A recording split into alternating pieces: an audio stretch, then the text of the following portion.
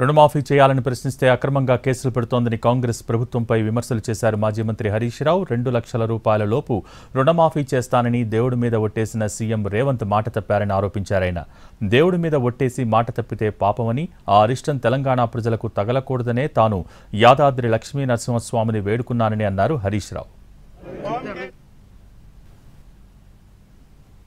ఆ ఊరు దేవుడి మీద ఒట్టుపెట్టి దేవుడా నీ మీద ప్రమాణం చేస్తున్నా 15 ఆగస్టు లోపు రుణమాఫీ చేసి తీరుతా అని చెప్పి ఈయన గారు చెప్పుకుంటూ వచ్చిండు.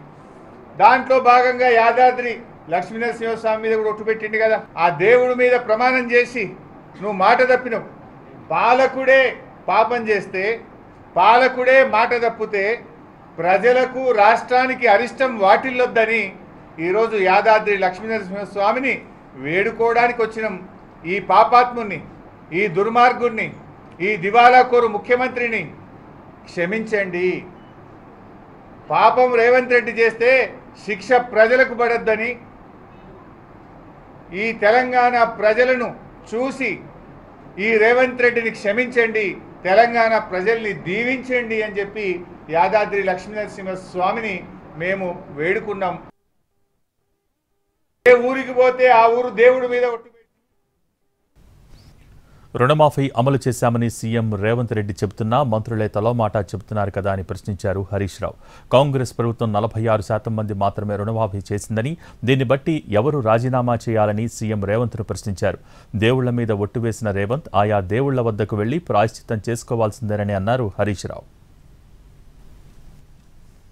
నీ మంత్రులే చెప్తున్నారు.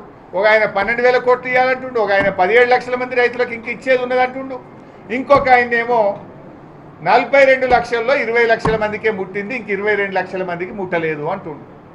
మరి దీన్ని బట్టి ఎవరు రాజీనామా చేయాలి? రేవంత్ రెడ్డి గారు, నీకు నీతి నిజాయితీ ఉంటే బహిరంగంగా తెలంగాణ ప్రజలకు క్షమాపణ చెప్పు. తెలంగాణలో నువ్వు ఒట్టు పెట్టిన దేవుళ్ళ దగ్గరికి పోయి ప్రాయశ్చిత్తం చేసుకో. దేవుడా నన్ను క్షమించు, నేను తప్పు చేసినా, నేను తొందరపడి నీ మీద ప్రమాణం చేసినా దయచేసి నన్ను క్షమించని ప్రాయశ్చిత్తం చేసుకో. కనీసం ఆ దేవుడు అన్న నిన్ను క్షమి